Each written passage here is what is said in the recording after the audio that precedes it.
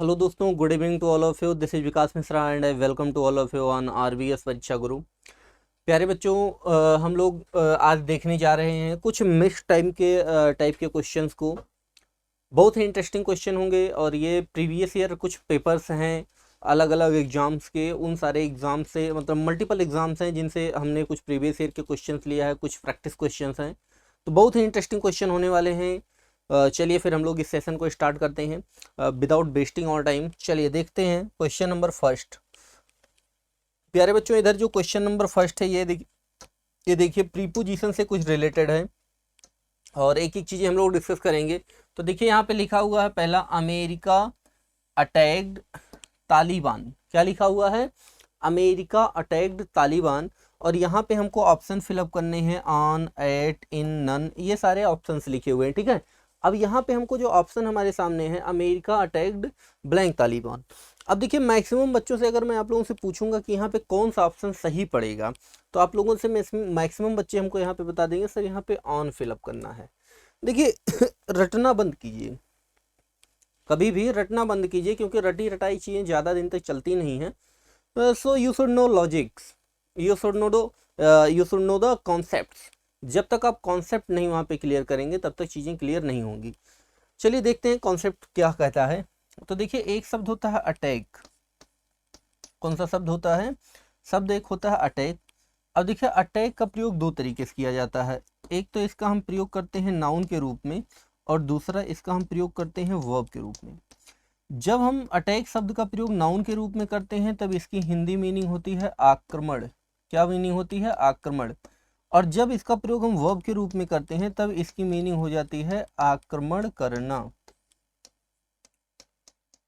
क्या मीनिंग होती है? आक्रमण करना।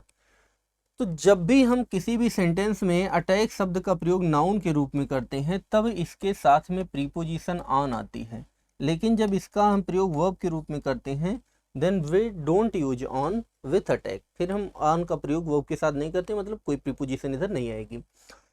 अब देखिए यहाँ पे अमेरिका जो लिखा है, अमेरिका सेंटेंस का क्या है? सब्जेक्ट है। और अटैक्ड जो लिखी है ये क्या है? सेंटेंस की वर्ब है।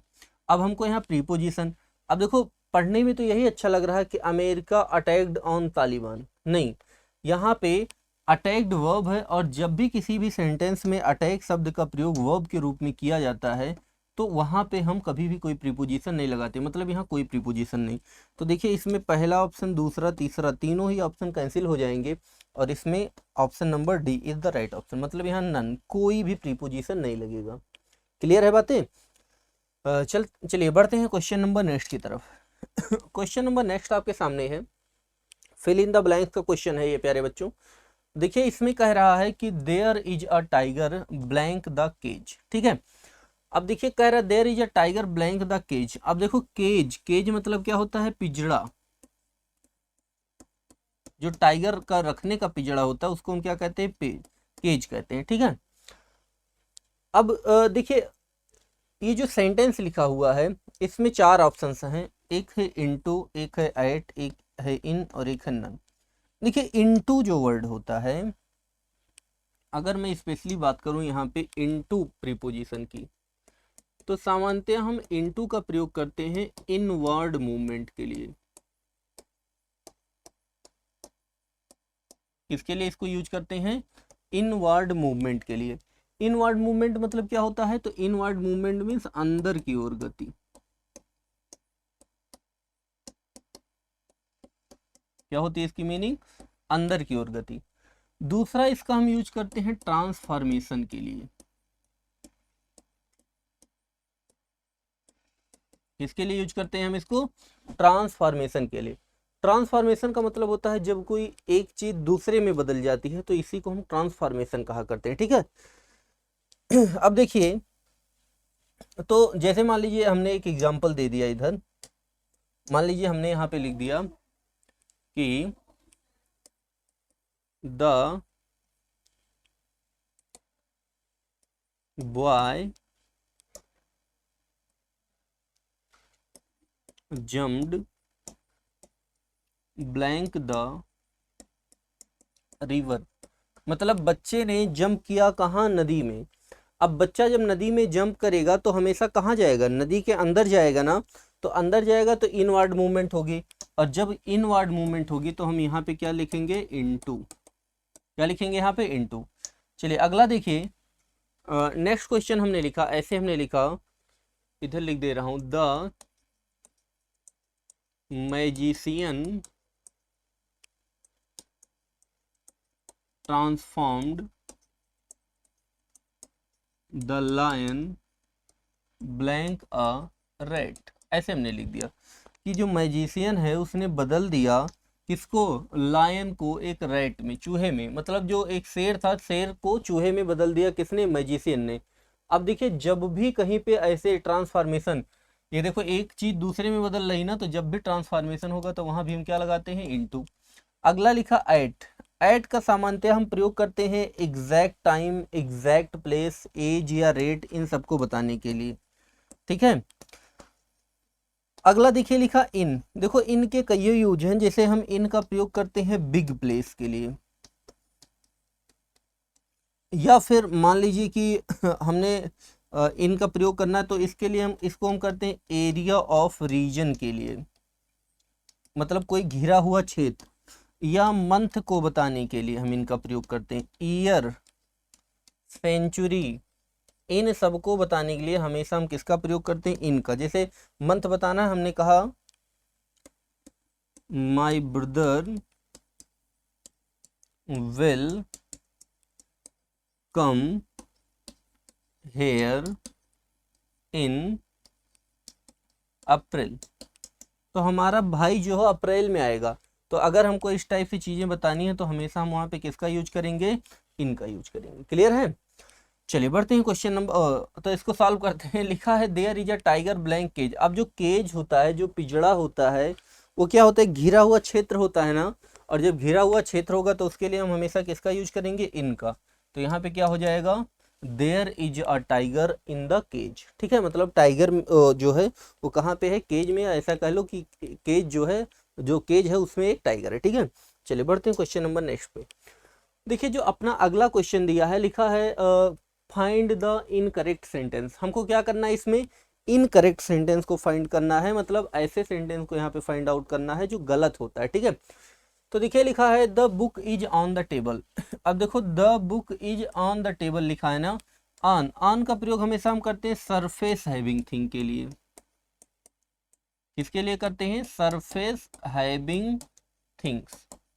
अब आप कहोगे सर ये क्या होती है, सरफेस हैविंग थिंग। तो सरफेस हैविंग थिंग का मतलब होता है सतह से जुड़ी हुई वस्तुओं के लिए।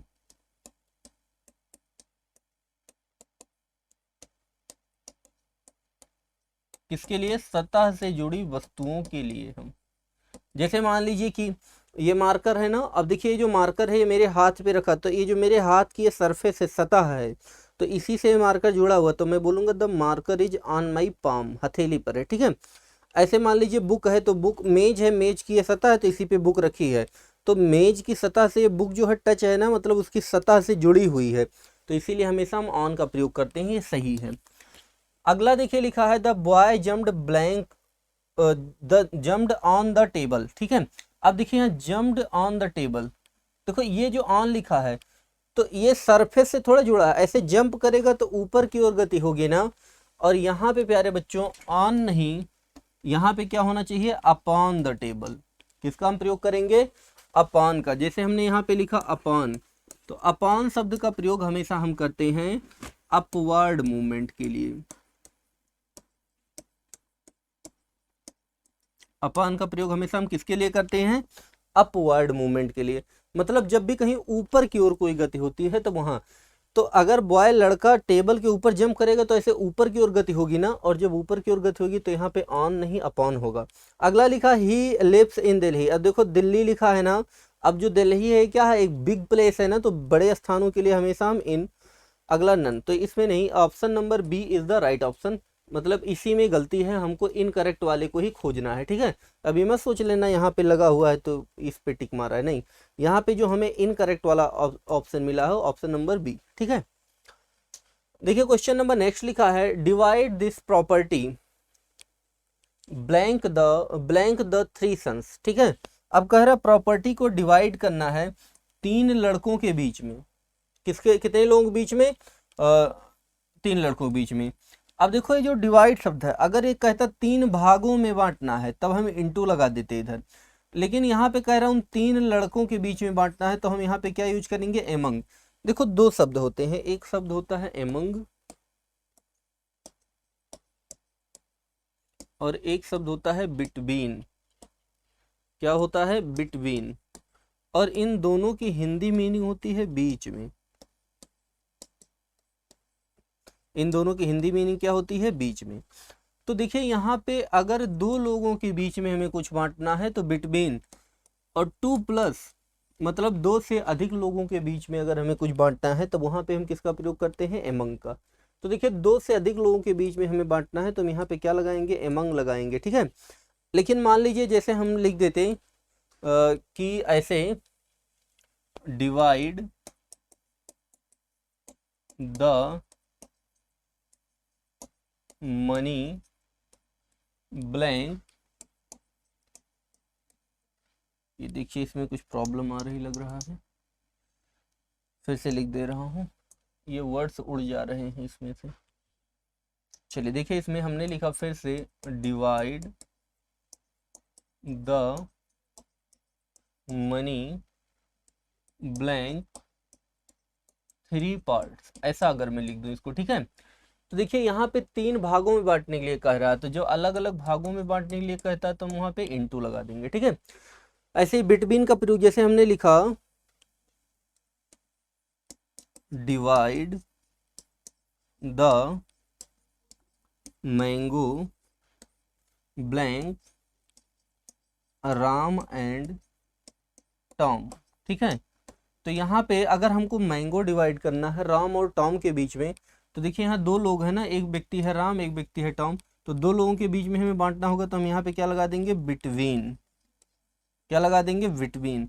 लेकिन अगर प्यारे बच्चों में इसी को ऐसा लिख दूं कि what is difference blank a rat comma a cat and an elephant, क्या कह रहा है कि एक रैट, कैट और एलिफेंट के बीच में डिफरेंस क्या है। तो अगर इस सेंटेंस को आप ध्यान से देखिए तो इसमें 3 लोग हैं, एक रैट है, एक कैट है और तीसरा क्या है? एलिफेंट है। अब जब हमें 3 लोगों के बीच में कुछ बांटना होगा तो मैक्सिमम बच्चे ये सोचेंगे सर इधर हम क्या लगा देंगे? एमंग। लेकिन प्यारे बच्चों ये गलत है, यहाँ पे हम एमंग नहीं लगाएंगे, यहाँ हम क्या लगाएंगे? बिटवीन लगाएंगे। किस, क्या लगाएंगे? बिटवीन। देखिए अब आप कहोगे सर बात जब 3 की हो रही है then why are you using between, तो यहाँ पे बिटवीन यूज करने का एक लॉजिक है, और वो लॉजिक प्यारे बच्चों ये है कि देखो जब भी हम कहीं पे किसी भी सेंटेंस में म्यूचुअल रिलेशन मतलब पारस्परिक संबंध या फिर डिफरेंस,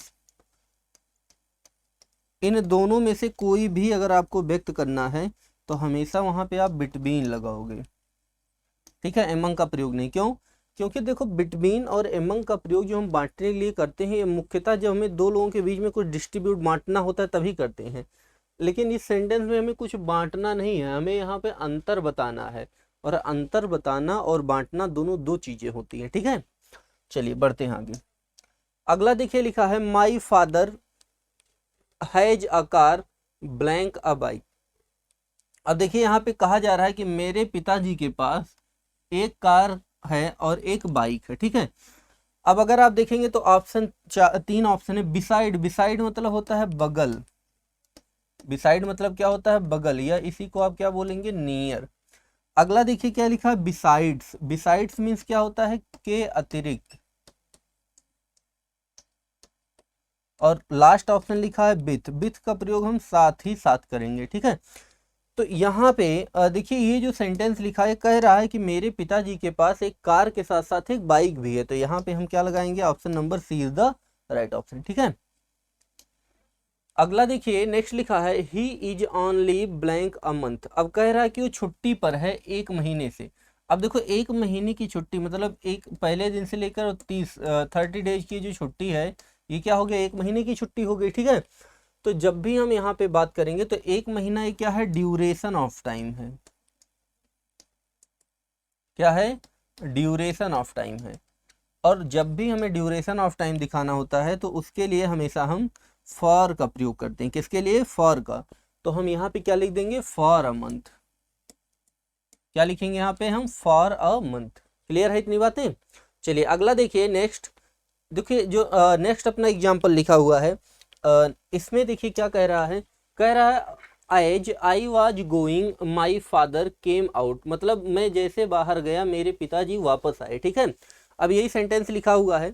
और अगला देखिए ऑप्शंस बनाया हुआ है, इन, ऑन, व्हेन और नन। तो कह रहा है यहाँ पे कि as I was going blank my father came out, मतलब कि मैं जैसे ही बाहर निकला वैसे ही मेरे पिताजी बाहर आए। एक मिनट, कह रहा एज आई वॉज गोइंग, जैसा कि मैं जा रहा था मेरे पिताजी बाहर आए। अब देखिए यहाँ पे पहला है इन, तो यहाँ पे आई was going in my father came out. अगला लिखा आई वॉज गोइंग ऑन, तो गोइंग ऑन का मतलब होता है कोई काम जब हम कंटिन्यू उसको दिखाते हैं, तो इसका कोई मतलब नहीं, इसका भी कोई मतलब नहीं। अब देखिए कह रहा है एज आई वॉज गोइंग, ठीक है, माई फादर केम आउट। तो यहाँ पे हम फिलअप करेंगे व्हेन। क्या फिलअप करेंगे यहाँ पे, व्हेन, कि एज आई वॉज गोइंग, जैसा कि मैं जा रहा था, और उसी समय क्या है, when my father came out, जब मेरे पिताजी बाहर आए तब मैं जा रहा था। ठीक है, चलिए देखिए नेक्स्ट, इसमें अगला लिखा है I shall inform blank you. तो कह रहा I shall inform you blank you, तो मुझे इन्फॉर्म करना चाहिए। अब देखिए अपने पास ऑप्शन के रूप में लिखा है टू, विथ, ऑन और नन। 3 ऑप्शंस बनाया है। अब आप लोग जो भी बच्चे इसको देख रहे हैं वो एक बार हमको जरूर बताएं कमेंट करके कि इसमें से कौन सा ऑप्शन बेहतर पड़ेगा उनके लिए। ठीक है, चलिए देखिए, तो इन्फॉर्म वर्ड लिखा है। ठीक है, अब पहला ऑप्शन लिखा है टू, दूसरा ऑप्शन लिखा है विथ, तीसरा ऑप्शन लिखा ऑन और चौथा लिखा हुआ है यहाँ पे नन। तो देखो मैंने बताया ऑन का प्रयोग तो सामान्यतः हम किसके लिए करते हैं, इसका प्रयोग जब भी हम करेंगे तो सरफेस हैविंग थिंग के लिए करेंगे। ठीक है, तो यहाँ पे अब ऐसा थोड़ा है कि इन्फॉर्म के साथ में हमें सरफेस दिखाना है, सतह से जुड़ी चीज, तो ये कैंसिल हो गया। ठीक है, और अगला देखिए विथ लगा हुआ है, तो यहाँ पे जो वर्ड विथ लगा हुआ है तो इन्फॉर्म के साथ कभी विथ नहीं आता। अब कुछ लोग सोचेंगे सर इन्फॉर्म के साथ में टू लगाएंगे। ठीक है, तो देखिए यहाँ पे वास्तव में जो इन्फॉर्म्ड वर्ड है, इन्फॉर्म के साथ हम कोई प्रीपोजिशन नहीं लगाते हैं, यहाँ पे सॉरी टू भी नहीं लगाएंगे, तो यहाँ पे option number D is the right option, तो हो जाएगा आई सेल इन्फॉर्म यू, सीधा। ठीक है, बढ़ते हैं प्यारे मित्रों क्वेश्चन नंबर नेक्स्ट की तरफ। लिखा I came here blank last week. क्या लिखा, आई केम हेयर, मैं यहाँ आया था ब्लैंक लास्ट वीक। देखो ये ध्यान से सुनना, बहुत ही अच्छी लॉजिक है, बहुत ही अच्छी ट्रिक भी है। ठीक, देखिए जब भी किसी सेंटेंस में लास्ट या फिर नेक्स्ट ये दोनों ही वर्ड लिखे हों और इन दोनों में से इसके बाद में किसका प्रयोग किया गया हो, टाइम का, तो इनसे पहले हम कभी भी प्रीपोजिशन इन या ऑन इन सब का प्रयोग नहीं करते। ठीक है, तो देखिए इसमें हम लास्ट लिखा हुआ है, तो इसके पहले हम इनमें से किसी भी का प्रीपोजिशन का प्रयोग नहीं करेंगे। यहाँ पे क्या हो जाएगा, नन। तो हम सीधा बोलेंगे आई केम हेयर लास्ट वीक, मैं यहाँ आया लास्ट वीक। अच्छा, कुछ बच्चे ये सोचेंगे कि सर यहाँ पे अगर हम ये कहें इन लास्ट वीक तो पिछले लास्ट मंथ लास्ट वीक में आया, नहीं। देखो बोलने में भले से सही लग रहा है बट ग्रामेटिकली क्या है, ये इनकरेक्ट है। तो इसमें ऑप्शन नंबर डी, यहाँ पे किसी भी प्रकार का हम कोई प्रीपोजिशन यूज नहीं करने वाले हैं। ठीक है, आई होप कि आपको चीजें समझ में आ रही होंगी। चलिए बढ़ते हैं क्वेश्चन नंबर नेक्स्ट की तरफ। अगला देखिए जो क्वेश्चन लिखा हुआ है, कह रहे फाइंड द इनकरेक्ट वन। कह रहा है इनमें से जो एक क्वेश्चन एक सेंटेंस ऐसा है जो गलत है, उसी को हमें क्या करना है, फाइंड आउट करना है, उसी को हमको देखना है। तो देखिए यहाँ कहा जा रहा है ही वेंट दिस मॉर्निंग, वह गया दिस मॉर्निंग। ठीक है, कोई बात नहीं है, दिस मॉर्निंग, दिस दैट, इन सब के साथ में आप टाइम वर्ड यूज कर सकते हो, तो ये सही है, मतलब इनकरेक्ट नहीं है, सही है। ठीक है, करेक्ट है। अगला देखिए यहाँ लिख दे रहा हूँ करेक्ट। ठीक है, अगला देखिए लिखा he went in the morning. ठीक है, ये इन द मॉर्निंग ये भी हो सकता है, ये भी सही है। अगला लिखा है he met me in the last evening. ये देखो फिर लास्ट मिलाना, और मैंने बताया लास्ट क्या नाम है, अगर कहीं पे दिख जाए और उसके साथ में टाइम, तो इससे पहले हम नहीं लगाते हैं प्रीपोजिशन। तो इसमें मतलब ये दोनों ही सेंटेंस करेक्ट हैं, और इसमें से जो इनकरेक्ट वाला है वो कौन सा है, सी वाला। तो यहाँ पे सी इज द बेस्ट ऑप्शन इनमें से, ठीक है, यही गलत वाला ऑप्शन है। चलिए बढ़ते हैं क्वेश्चन नंबर 10 के बाद में 11 पे। देखिए यहाँ पे लिखा हुआ है he blank to play cricket before his marriage. अब देखो यहाँ पे अगर आप देख रहे होंगे तो पहले में यूज्ड, फिर इज यूज्ड, फिर वाज यूज्ड और फिर हैज यूज्ड। चलो समझो इसको थोड़ा सा कुछ। और देखिए प्यारे बच्चों, ये जो सेंटेंस लिखा हुआ है, अगर मैं यहाँ पे बात करूँ तो देखो एक शब्द होता है यूज। वर्ड क्या होता है? यूज। मैक्सिमम बच्चे आप लोगों में से जानते हैं यूज मतलब क्या होता है? प्रयोग करना। यूज मीन्स क्या होता है? प्रयोग करना। अब देखो इसकी कुछ फॉर्म्स होती हैं, जैसे हो गए यूजेज, यूजिंग, यूज्ड।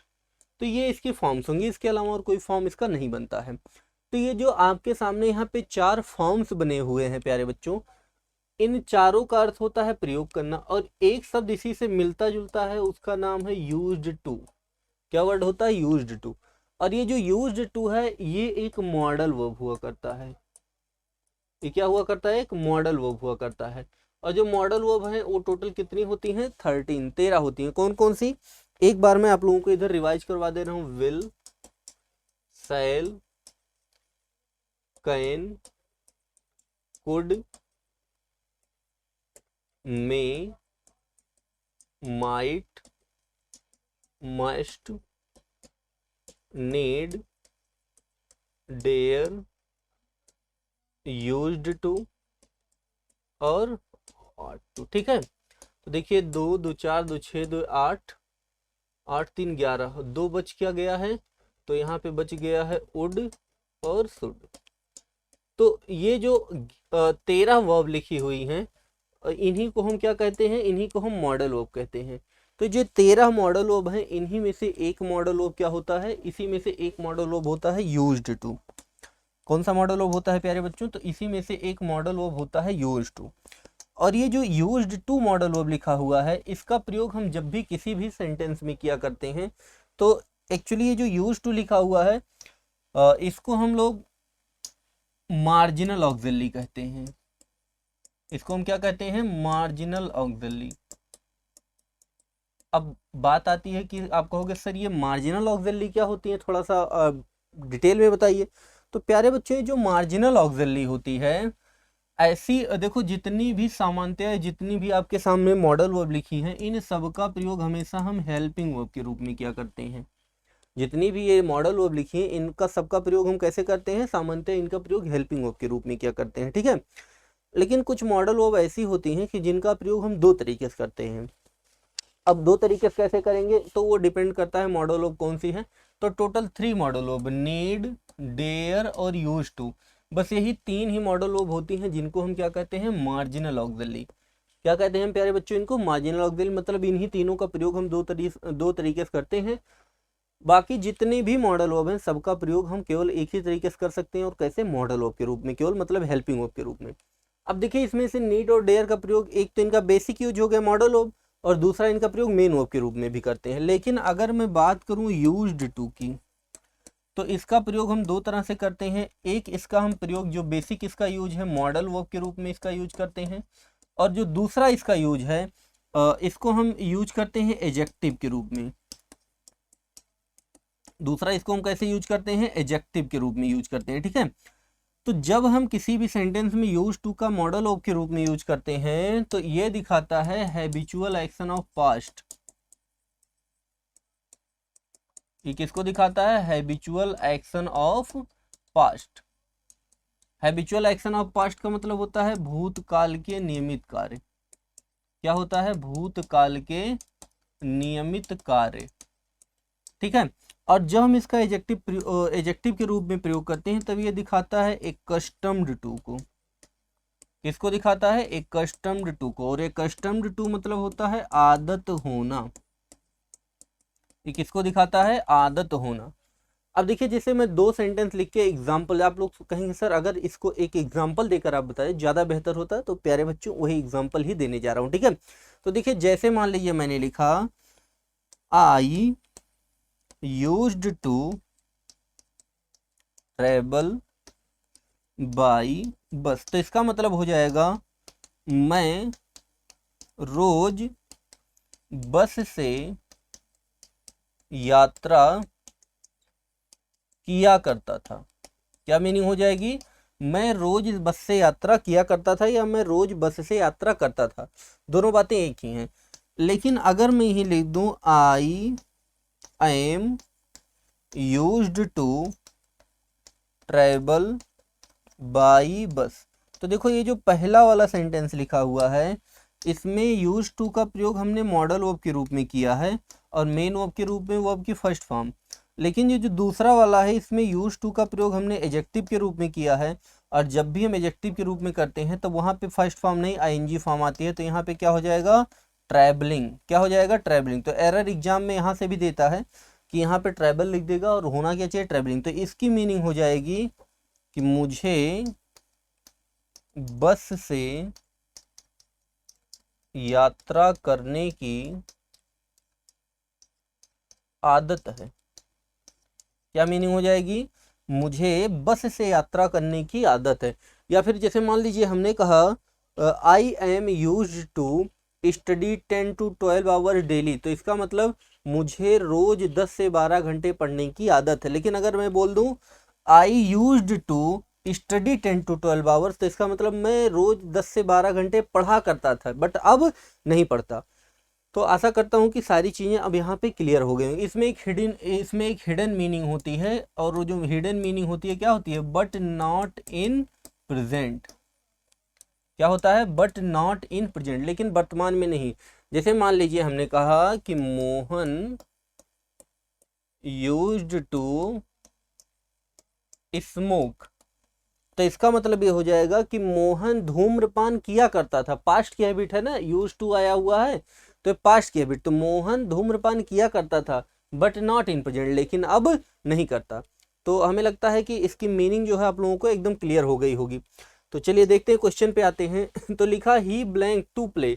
अब देखो यहाँ पे टू लगा हुआ है ना, यहाँ पे क्या लगा है? टू लगा है। अब अगर यहाँ पे टू लगा हुआ है तो इसका मतलब है कि इसके पहले यूज्ड चाहिए। अब देखो अगर यहाँ पे इज यूज्ड टू लगाओगे तो इज यूज्ड टू भी होता है, लेकिन फिर यहाँ प्ले नहीं, यहाँ क्या होना चाहिए था? प्लेइंग। तो इसलिए यहाँ पे इज यूज्ड टू तो नहीं हो सकता, वाज यूज्ड टू भी नहीं होगा, हैड यूज्ड टू होगा ही नहीं, तो बचा क्या? यूज्ड। तो हो जाएगा he used to play cricket, मतलब वह क्रिकेट खेला करता था बिफोर हिज मैरिज, अपने मैरिज से पहले। मतलब पास्ट की हैबिट को बता रहा है कि वह अपनी शादी से पहले क्रिकेट खेला करता था। लेकिन मैंने आपको बताया था इसमें एक मीनिंग होती है, हिडन होती है, जो कि बट नॉट इन प्रेजेंट, लेकिन अब वर्तमान में वह नहीं खेलता है। ठीक है, बेचारे घर गृहस्थी फुर्सत नहीं मिल रही होगी तो क्या करेगा। ठीक है, चलिए बढ़ते हैं आगे, या फिर बीवी खेलने नहीं जाने देती होगी। चलिए बढ़ते हैं क्वेश्चन नंबर नेक्स्ट की तरफ। मैं एक बार बगल हो जाता हूँ, आप चाहें तो इसका स्क्रीनशॉट भी ले सकते हैं। ठीक है, चलिए और देखिए क्वेश्चन नंबर नेक्स्ट आपके सामने है। लिखा he blank come but I should be surprise. ठीक है, अब देखिए कह रहा आई शुड बी, देखो सैल का पास्ट फॉर्म क्या होता है? शुड। ठीक है, तो मतलब इधर भी हमको जो वर्ब चाहिए वो क्या होना चाहिए? पास्ट वाली चाहिए। ठीक, अब देखो बिल फ्यूचर का, ये गलत हो जाएगा, कैन ये भी गलत हो जाएगा। अब बचा है मे और माइट, तो मे भी यहाँ कैंसिल हो जाएगा, बचेगा क्या? माइट। तो यहाँ पे हो जाएगा आई माइट कम, मतलब मैं आ सकता था but I should be surprise. अब देखो आई मैं सरप्राइज करता नहीं, मैं सरप्राइज हो जाता। ठीक है, देखो यहाँ पे चलो थोड़ा सा जान लो। एक वर्ड होता है मे, एक वर्ड होता है माइट, और एक वर्ड होता है मस्ट। इन तीनों का प्रयोग हम करते हैं हमेशा पॉसिबिलिटी को दिखाने के लिए। किसको दिखाने के लिए? पॉसिबिलिटी को दिखाने के लिए। जब भी हम इन तीनों में से किसी को भी यूज करेंगे तो हमेशा हम, जब भी हमको संभावना को व्यक्त करना होगा, पॉसिबिलिटी को, तो हम हमेशा इन्हीं का यूज करते हैं। तो मे का प्रयोग केवल संभावना के लिए यूज करते हैं, माइट का प्रयोग कम संभावना के लिए यूज करते हैं, और मस्ट का प्रयोग अत्यधिक संभावना के लिए यूज करते हैं। ठीक है, जैसे मान लीजिए हमने कहा द पीएम में विजिट टू प्रयागराज, मतलब जो प्रधानमंत्री जी हैं वो प्रयागराज आ सकते हैं। ठीक, तो ये क्या हो गई? केवल संभावना। अब अगर हमको ये कहना है कि नहीं, प्रधानमंत्री जी के इलाहाबाद आने की संभावना कम है, तो हम इसी को इंग्लिश में कहेंगे the PM might visit to Allahabad. तो जैसे माइट लगाएंगे तो अगर अगला आदमी इंग्लिश समझता है तो समझ जाएगा कि ये कहना चाह रहा है कि उनके आने की संभावना कम है। और लास्ट में देखिए क्या लिखा है, मस्ट। और अगर मैं बोलूँगा the PM must visit to Allahabad, तो वहाँ पे आदमी समझ जाएगा, कहना चाह नहीं आ रहे हैं तो निश्चित रूप से ही आएंगे। तो यहाँ पे मे का प्रयोग पॉसिबिलिटी के लिए, माइट का प्रयोग लेस पॉसिबिलिटी के लिए और मस्ट का प्रयोग स्ट्रॉन्ग पॉसिबिलिटी के लिए किया जाता है। ठीक है, चलिए बढ़ते हैं आगे। तो यहाँ पे ऑप्शन नंबर कौन सा होगा, माइट होगा। बढ़ते हैं क्वेश्चन नंबर नेक्स्ट पे, लिखा ही सेड आई ब्लैंक। अब देखो सेड लिखा है ना, देखो रूल ये होता है प्यारे बच्चों, सेड लिखा है, सेड वर्ब की कौन सी फॉर्म होती है, सेकंड फॉर्म। और वर्ब की सेकंड फॉर्म कहाँ पे यूज की जाती है, पास्ट टेंस में। कहाँ पे, पास्ट टेंस में। तो देखिए कह रहा ही सेड, उसने कहा था आई। अब देखो पहले तो कैन उड़ा दोगे, प्रेजेंट को बताता है, मस्ट हो नहीं सकता, हटाओ इसको। तो देखो लिखा आई blank use his telephone at any time. तो उसने कहा था, अब देखो टेलीफोन यूज कर सकते हो, ये क्या है, ये दिखा रहा है कि हाँ मतलब ये पॉसिबिलिटी है। ठीक है, तो देखो यहाँ कुड होता तो ये भी हो सकता था। अब देखो माइट लिखा है और शुड लिखा है। ठीक, तो देखो आई वी जो होता है, आई के साथ में सामान्यतः ही सेड उसने कहा था। अब देखो दो ऑप्शन है, एक है माइट और एक है शुड है, ये दोनों ऑप्शन कैंसिल हो चुके हैं। अगर हम माइट लगाएंगे तो जाएगा आई ही सेड, उसने कहा था आई माइट, मैं यूज कर सकता था, I might use his telephone at any time, मैं उसका फ़ोन किसी भी समय यूज कर सकता था। और अगला है आई शुड यूज, मुझे यूज करना चाहिए his telephone at any time. तो देखो यहाँ पे माइट ज़्यादा बेहतर पड़ रहा है, तो यहाँ पे एट एनी टाइम शुड का प्रयोग गलत हो जाएगा। अगला देखिए क्वेश्चन नंबर नेक्स्ट लिखा है आई विश। अब देखो यहाँ पे आई विश लगा हुआ है ना, देखो जब भी किसी भी सेंटेंस की शुरुआत ही विशेज, आई विश या फिर इफ, इनमें से किसी से भी जब भी किसी सेंटेंस की शुरुआत हो तो तुरंत समझ जाओ कि उसमें क्या है, इमेजिनेशन। उसमें क्या है प्यारे बच्चों, इमेजिनेशन है। इमेजिनेशन मतलब क्या होता है, कल्पना। इमेजिनेशन मतलब क्या होता है, कल्पना। तो कह रहा आई विश, और जब भी हम कल्पना को व्यक्त करते हैं तो इसको हमेशा हम वर्तमान की कल्पना को, तो इसको हमेशा हम पास्ट इंडेफिनिट टेंस में रखते हैं।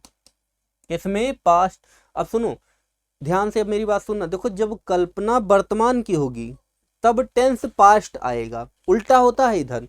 और पास्ट में भी अगर वर्ब लिखी हुई है सिंगुलर प्लूरल तो हमेशा हम प्लूरल वर्ब का प्रयोग करते हैं। अब देखते हैं, देखो बिल फ्यूचर को दिखा रहा है कैंसिल, मस्ट कैंसिल। अब ये दोनों ही पास्ट को दिखा रहे हैं, अब देखते हैं। तो देखो लिखा ही आई विश, मैं ऐसा चाहता हूँ, काश he should not play this wireless so loudly, कि उसे यह जो वायरलेस है इसको इतना तेज नहीं बजाना चाहिए, और ही वुड नॉट प्ले। ठीक है, तो यहाँ पे आई विश लगा है तो यहाँ विल का पास्ट फॉर्म वुड लगा हुआ है। ठीक है, क्योंकि देखो अगर सेल यहाँ शुड लगाओगे तो यहाँ आई होना चाहिए, तो आई का मान लो यहाँ बिल लिखा होता तो बिल का पास्ट यहाँ पे वुड होता। ठीक है, सॉरी यहाँ पे सेल लगा होता तो सेल का पास्ट क्या होता, शुड होता। तो लेकिन ही लिखा है तो ही के साथ में यहाँ क्या आएगा, विल, और बिल का पास्ट क्या होता, वुड। तो यहाँ option number C is the right option. ठीक है, तो हम यहाँ पे क्या लगा देंगे, वुड लगा देंगे, तो ये यहाँ पे कैंसिल हो जाएगा। तो इसमें जो ऑप्शन नंबर सी है, सी इज द राइट ऑप्शन। चलिए बढ़ते हैं क्वेश्चन नंबर नेक्स्ट की तरफ। देखिए लिखा है आई विश, फिर अच्छा दूसरा है, लिखा है आई विश। अब देखो आई विश यहाँ लगा है, अच्छा इसको एक तरह से और पहचान सकते हो, अर्लियर। अर्लियर का प्रयोग हमेशा हम कहाँ पे करते हैं, पास्ट इंडेफिनिट टेंस में ही करते हैं। ठीक है, तो लिखा है आई विश यू। अब देखो क्या कह रहा है, कहने को, तो आप I wish you blank tell me earlier, मतलब आप मुझसे पहले भी। अब क्या, शुड वुड मस्ट बिल, तो देखो बिल तो होने से रहा, मस्ट भी नहीं होगा। अब फिर क्या बचा हुआ है, शुड और वुड, फिर यू के साथ बिल लगेगा, और यहाँ भी क्या होगा, वुड, तो हो जाएगा you would tell me earlier. ठीक, चलिए बढ़ते हैं आगे। अगला देखिए क्वेश्चन नंबर 16 जो लिखा हुआ है, लिखा हुआ है आई ब्लैंक असिस्ट यू। तो देखिए यहाँ पे कह रहा है ब्लैंक आई असिस्ट यू, तो पहला लिखा सेल, अगला लिखा विल, अगला लिखा वुड, और अगला लिखा मे। अब देखो मे का प्रयोग आप कर सकते हो, मे आई असिस्ट यू, तो लेकिन यहाँ पे हम क्वेश्चन पूछ रहे हैं, इसमें थोड़ा सा एरर है। यहाँ पे जो होना चाहिए यहाँ क्वेश्चन मार्क होना चाहिए, ठीक है। तो यहाँ पे अब ये सही हो जाएगा, option number D is the right option. यहाँ पे क्वेश्चन पूछा जा रहा है, रिक्वेस्ट किया जा रहा है कि क्या मैं आपकी मदद कर सकता हूँ। एक मिनट रुक जाइए। देखिए अगर सेल लगाओगे तो यहाँ पे हम रिक्वेस्ट नहीं करते हैं, तो सेल विल तो ऐसे कैंसिल हो गया। अब देखो मे का हम प्रयोग करते हैं रिक्वेस्ट करने के लिए, लेकिन विथ रिस्पेक्ट, और वुड का हम प्रयोग करते हैं पोलाइट रिक्वेस्ट के लिए। तो यहाँ पे होना चाहिए वुड, तो वुड आई असिस्ट टू, ठीक है। अगला देखिए नेक्स्ट लिखा हुआ है यू ब्लैंक टू पे योर डेब्ट, ठीक है। तो देखो यहाँ पे कह रहा है कि आपको अपना जो कर्जा है उसको अदा करना चाहिए, कर्ज अदा करना चाहिए। तो यहाँ पे हम एक ही ऑप्शन भरेंगे, होगा ऑट टू। क्या होगा? Ought to.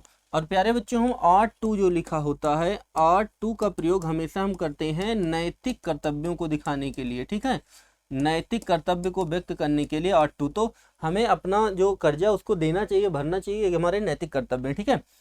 अगला देखिए लिखा I don't think I blank be able to go, ठीक है। तो कह रहा मैं ऐसा मतलब मुझे नहीं लगता कि मैं वहां जाने की योग्य रहूंगा। तो आई के साथ में क्या लगता है? सेल लगता है, तो सीधा सेल लगा देंगे। क्लियर। अगला देखिए नेक्स्ट लिखा ही ब्लैंक नॉट पे अनलेस ही इज कंपेल्ड। तो कंपेल्ड मतलब होता है हेल्पलेस, असहाय, ठीक है। तो कह रहा ही ब्लैंक नॉट पे, मतलब वह नहीं पे करेगा जब तक कि वह असहाय महसूस नहीं कर सकता।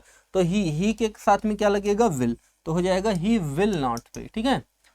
चलिए बढ़ते हैं आगे। अगला देखिए लिखा यू ब्लैंक बी पंक्चुअल। अब आपको पंक्चुअल होना चाहिए, मतलब आपको अपने समय से चीजें करनी चाहिए। ये क्या है? ये सजेशन है, और सजेशन को व्यक्त करने के लिए हमेशा हम शुड का प्रयोग करते हैं। क्लियर। चलिए बढ़ते हैं आगे। तो प्यारे बच्चों आज के लिए इतना ही, और फिर हम लोग मिलते हैं नेक्स्ट क्लास में। तब तक के लिए आप लोग वीडियो को लाइक कीजिए, शेयर कीजिए और सब्सक्राइब कीजिए। Okay, thanks to all of you.